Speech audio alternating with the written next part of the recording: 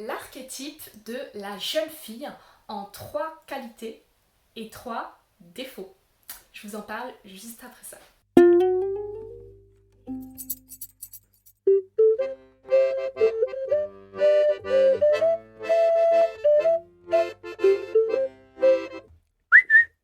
Ouais!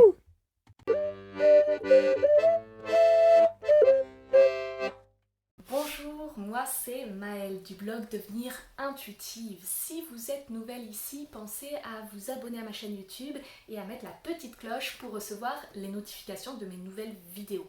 Et si vous êtes déjà venu, que ce contenu vous plaît, surtout n'hésitez pas à aller voir la description sous cette vidéo. Je vous mets notamment les liens pour accéder à mon bonus et à ma newsletter. Alors aujourd'hui, je vous parle de l'archétype de la jeune fille. Juste après l'arrivée des règles, et bien finalement, qu'est-ce qui se passe ? On change vraiment d'énergie pour aller dans cette énergie de la jeune fille. Alors, 3 qualités qui caractérisent cette phase de la jeune fille. Eh bien, première qualité, c'est que nous sommes ambitieuses. Alors, ambitieuses dans le bon sens du terme, c'est-à-dire que vraiment, c'est une phase où nous sommes prêtes à faire évoluer notre carrière, à faire évoluer nos projets professionnels. Nous sommes prêtes à tout dans cette phase. Enfin, ce qu'il faut voir, c'est que vraiment, on a la capacité de déplacer des montagnes d'une certaine manière. Ça ne nous fait pas peur. La phase de la jeune fille, c'est un petit peu une phase où on se sent invincible d'une certaine manière, hein, pour le bien ou pour le mal. Mais en tout cas, il faut vraiment voir qu'on peut utiliser cette énergie, cette confiance qu'on a en nous pour faire avancer nos projets professionnels. Et notamment, durant cette phase, il faut bien voir que les 2 phases précédentes, donc celle de la femme mature et celle de la grand-mère, ont été vraiment des phases où c'était plutôt notre inconscient qui jouait, qui nous faisait avancer. Là, pendant la phase de la jeune fille, on revient dans quelque chose de très rationnel, de très conscient, mais en même temps, il peut y avoir durant cette phase des idées qui avaient commencé à germer au niveau de l'inconscient, qui arrivent comme ça à notre conscience, et là on se dit mais oui, c'est ça en fait, mes objectifs là, mon objectif actuel, c'est ça. Et surtout, si vous avez ce genre d'idées qui vous viennent comme ça et vous vous dites mais oui, c'est vers là qu'il faut aller, mais surtout allez-y dès maintenant, parce que l'énergie de la jeune fille, elle reste que quelques jours, et on peut très bien se dire ah oui, ça c'est une bonne idée, je vais le noter pour dans 2 semaines, sauf que dans 2 semaines on sera plus du tout dans la même énergie, et du coup potentiellement déjà cette idée on se dira ouais finalement je sais pas, et puis surtout on n'aura plus du tout l'énergie ou la confiance pour la mettre en place. Donc il peut y avoir des choses un peu osées qui viennent à ce moment-là, et si vous n'arrivez pas à écouter ce truc-là, le risque c'est de laisser de côté, alors que c'était des super portes ouvertes, des super opportunités pour vous faire évoluer dans votre vie professionnelle. Ça, c'était un premier point, le fait que nous sommes ambitieuses. Le deuxième point, c'est que nous sommes super énergiques durant cette phase, et nous sommes, alors autant au niveau mental qu'au niveau corporel, et en plus nous sommes dans une période où nous sommes prêtes à apprendre. Donc typiquement, la phase de la jeune fille, si on fait le parallèle avec nos vies, évidemment c'est le moment de nos études, c'est le moment où on a plein de choses à engranger, même la petite fille a plein de choses à engranger, à apprendre tout le temps, et on a cette énergie-là, on a on est curieuse en fait de tout ça, et du coup c'est le moment parfait par exemple pour se remettre au sport. Peut-être vous l'avez déjà observé, le fait que au cours du cycle menstruel, à chaque fois il y a des moments où vous êtes prête à vous remettre au sport, et puis ça s'essouffle au bout de quelques jours, au bout de quelques semaines, ça s'essouffle, et c'est simplement voir, accepter notre nature cyclique, se dire qu'il y a des moments où c'est parfaitement fait pour nous, par exemple d'aller faire du footing tous les jours, et puis il y a des moments où c'est juste absolument pas adapté à notre fonctionnement juste physiologique. Et du coup, forcément, on laisse tomber ça, et puis on se dit ah, c'est parce que je suis pas persévérante, ah, c'est parce que je suis nulle, ah, parce que le sport c'est pas fait pour moi ou quoi. Alors qu'en fait, c'est juste ne pas voir le fait que il y a peut-être des moments où c'est parfaitement fait pour vous, et puis d'autres moments où c'est moins fait pour vous. Et du coup, c'est vivre en harmonie avec ce truc-là, c'est se dire, quand c'est le moment parfait pour moi, j'y vais. Et peut-être que ça durera qu'une semaine, cette histoire de footing. Et après tout, qu'est-ce que ça change? Peut-être que le reste du cycle, par exemple, au niveau physique, vous pouvez être sur des activités plus cool, parce qu'elles vous correspondent mieux. Mais en tout cas, cette histoire de footing, si vous avez l'élan pour faire du footing, allez-y. Et peut-être que l'objectif, il peut ne plus être de maintenir ça tous les jours, tout au long d'une vie, mais simplement de se dire, quand j'en ai l'élan, j'y vais, parce que c'est un signal de mon corps qui me dit, c'est vraiment le bon moment pour moi. C'est ce qui est bon pour moi, là, maintenant. Et je cherche pas, j'ai pas d'attente sur la suite, en fait. Ce serait un petit peu cette idée-là, si ça vous parle, hein.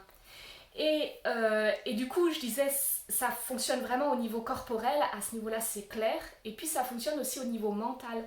Donc peut-être que c'est une période où vous aurez envie d'apprendre de nouvelles choses, peut-être de vous lancer dans une formation en ligne, d'apprendre une nouvelle langue ou de vous remettre à l'apprentissage d'une nouvelle langue, de tout ce qui est au niveau de l'apprentissage, de la découverte, de commencer des nouvelles choses en fait.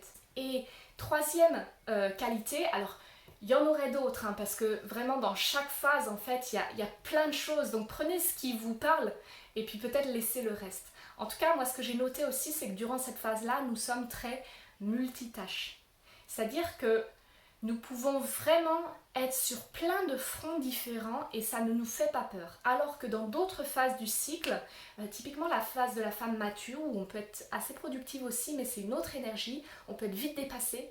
Alors que durant la phase de la jeune fille, il y a comme quelque chose où on est capable de gérer plein de choses en même temps. Alors justement, finalement, si on se lance dans une nouvelle langue, qu'on se remet au sport, qu'on prend des nouvelles responsabilités au niveau travail, qu'au niveau de la maison, on est aussi dans la planification des vacances ou j'en sais rien. En tout cas, tout ça, ça peut fonctionner dans cette phase-là. Donc dans ces quelques jours-là, autant en profiter. C'est pas toujours le cas, mais en tout cas, il y a quelque chose où là, on arrive à gérer tout ça. Simplement parce qu'au niveau mental, on a une faculté de concentration à ce moment-là qui est très importante et une faculté de mémorisation aussi. Donc même s'il y a plein de choses à penser, des rendez-vous, des trucs et tout ça, on arrive à gérer parce qu'au niveau mental, on a cette capacité-là pendant ces quelques jours. On a vraiment une grande clarté d'esprit en fait. C'est aussi d'ailleurs pour ça que durant cette phase-là, on arrive très bien à planifier.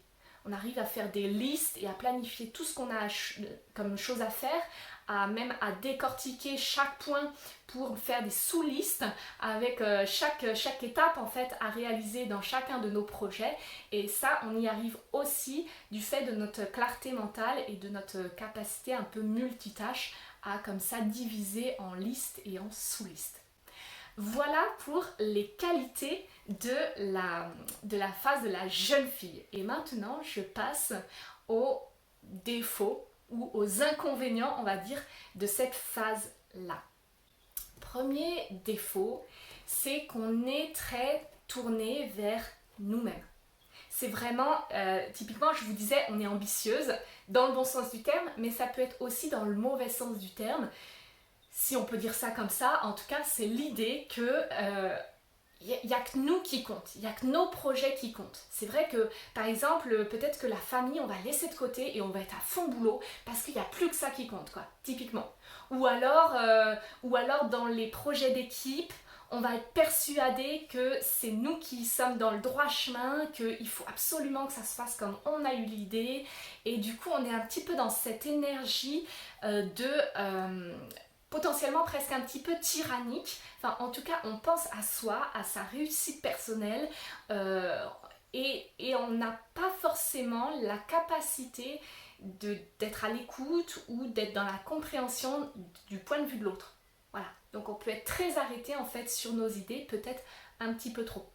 Et j'en viens justement à un deuxième défaut de cette phase-là, donc le deuxième défaut qui serait justement que du coup on veut changer les choses. C'est vraiment une phase où typiquement si on a un petit peu des valeurs humanistes ou écologiques fortes, eh bien ça va revenir, ou peut-être même si on est féministe, ça va revenir à 300% à ce moment-là, et c'est le moment où on est un peu en lutte, où on est un petit peu revendicatrice. Alors ça peut être super bien et super important dans des combats qui nous sont chers, et en même temps, voilà, il y a ce côté où on veut changer les autres. Et s'il faut le faire sous la contrainte, on est prête à le faire sous la contrainte. Disons que c'est ce moment-là où on est vraiment persuadé qu'il faut arriver à prouver à l'autre qu'il a tort et qu'on a raison. Que c'est sûr, c'est comme ça qu'il faut que ça se fasse. Voilà. Et ça, évidemment, ça passe plus ou moins bien. Et c'est pas forcément très agréable à vivre pour l'entourage ou pour les personnes qui se prennent nos pics en pleine figure. Voilà. Dernière chose, dernier défaut, c'est le fait qu'on est très exigeante.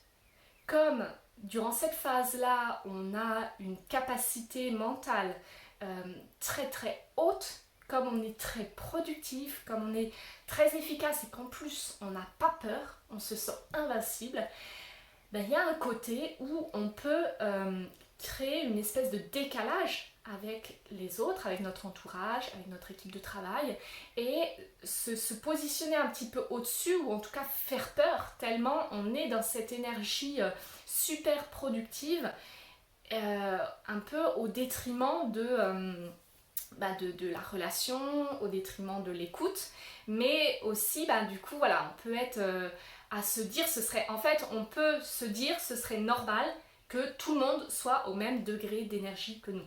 Voilà. Et du coup, que tout le monde soit hyper motivé, quoi. Si les autres sont pas motivés, mais ça nous énerve, quoi. Ça nous énerve si ça va pas aussi vite qu'on aimerait. Ce genre de choses, quoi. Et du coup, c'est arriver à relativiser ça. Se rendre compte que oui, ok, c'est une phase où on est à fond, mais en même temps, si on voit quelques jours avant, quand on était dans nos règles, c'était pas vraiment le cas. Et donc, c'est accepter que, par exemple, peut-être les hommes dans notre entourage, mais même les femmes qui ne sont pas dans cette phase-là, accepter qu'ils soient à un degré moindre d'énergie et que c'est pas grave. C'est peut-être juste adapter en fait les activités qu'on a à faire à ce moment-là, mettre ses priorités peut-être à un autre endroit pour être moins sur du travail en équipe où on peut avoir des attentes sur les autres, plutôt que des projets vraiment tournés vers nous où on peut avancer et être sûr de ne pas être bridé en fait par un degré d'énergie qui serait différent entre nous et les autres. J'espère que cette vidéo vous a été utile. Je vous ai donné pas mal d'éléments de compréhension, il me semble.